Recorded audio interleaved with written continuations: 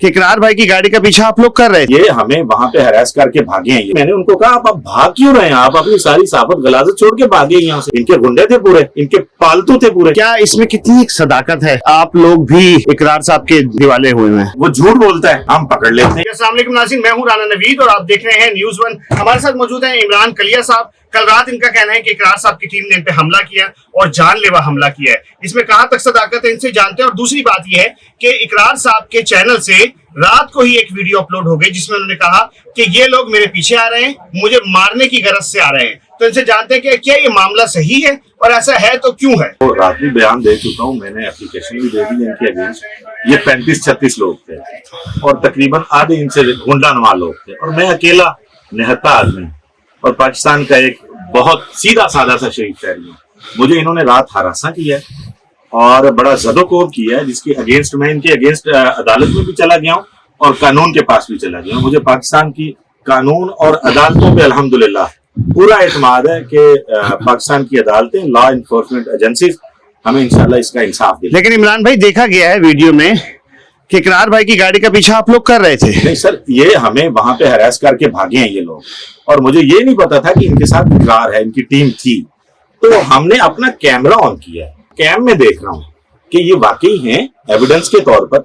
और जब इनको पता चल गया कि हमें ये पता चल गया तो गाड़ी रोक के मैंने अपनी बाइक, मुझे पता चल गया, मैंने साइड पे खड़ी कर दी। इन्होंने खुद मेरे पास आके गाड़ी रोकी, आप उसको जियो फेंसिंग करवा ले, फोरेंसिक। लेकिन जब इकरार साहब ने जब ये कहा है कि आप मेरा पीछा क्यों कर रहे हो, तो आप लोगों ने क्यों कोई जवाब नहीं दिया? उनको जवाब दिया, मेरी वीडियो देख के देख ले। मैंने उनको कहा आप भाग क्यों रहे हैं, आप अपनी सारी साफत गलाजत छोड़ के भागे यहाँ से। आप मेरा सामना तो करें, आप मुझे क्यों उठवा रहे थे, किस बुनियाद पर? इकरार साहब उठवा रहे थे जी, इनके लोग थे, इनकी पूरी टीम थी, इनके गुंडे थे पूरे, इनके पालतू थे पूरे।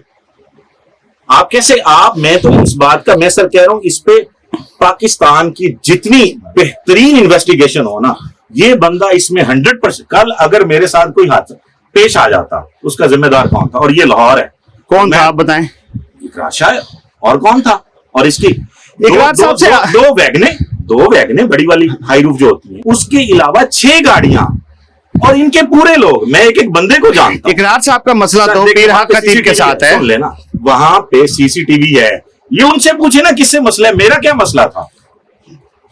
मेरे जैसे आप बकौल आपके क्या आपकी जान के दुश्मन वो बने, मसला उनका पीरहा खतीब के साथ है। उठाने की कोशिश की है। क्यों? पूछे उनसे, लोग पूछे उनसे, इदारे पूछे उनसे। मेरा भी तो सवाल है। सुहेल कलिया साहब का भी नाम शामिल आया है। सुहेल कलिया मेरे अजीज हैं, अब उनको इमरान कलिया और इतने वो खिला गए हैं यार, इनको ये नहीं पता इमरान कौन है, सुहेल कौन है। क्या इसमें कितनी सदाकत है कि आप लोग भी इकरार साहब के दिवाले हुए हैं? वो झूठ बोलता है, हाँ, हम पकड़ लेते हैं, इसके अलावा तो कोई भी बात नहीं। मैंने उसके, सुहेल साहब ने उसके एक एक झूठ को उठा के पर्दाफाश किया। रात को ही इकरार भाई ने। आप हमें सिटिंग क्यों नहीं करवाते? मैं तो, मुझे कहते हुए 3 माह हो गए यार, बिठाएं तो सही। रात भी वो कहीं जा रहा था, ये क्यों किया? हालांकि वो भाग रहा है वहां से, हमने कैमरा ऑन किया, छुपा हुआ था, इसकी पूरी टीम थी। ये वहां कर क्या रहा था?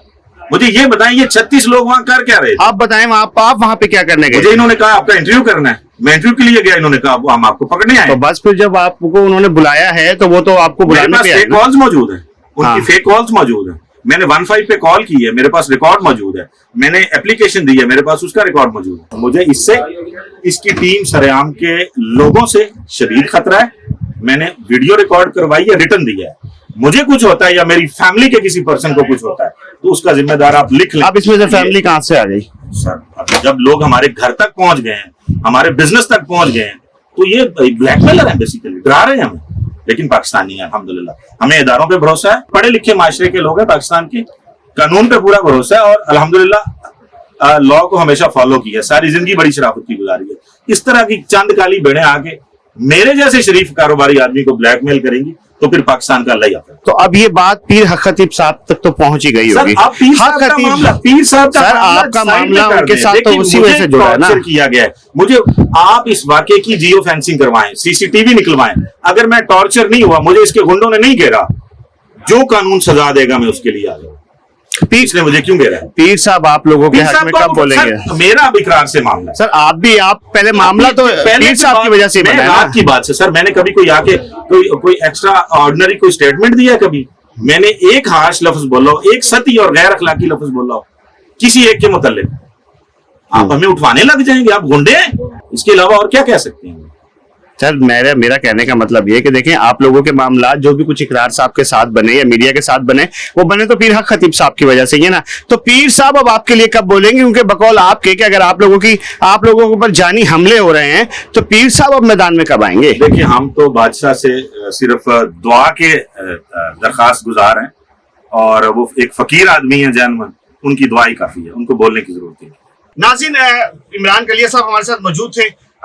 मौका ऐसा नहीं था कि मैं प्रॉपर तरीके से इनका इंटरव्यू कर सकता, क्योंकि ये इस टाइम रवाना हो रहे हैं यहाँ से, बकौल इनके कि ये बच के निकल रहे हैं यहाँ से। तो हमने जितनी भी वीडियो बनाई है वो आप लोगों के सामने कैसे बनाई है वो आप लोगों के सामने है। कमेंट सेक्शन आपके पास है, अपनी राय का इजहार कीजिए और बताइए कि हक पे कौन है और सच पे कौन है।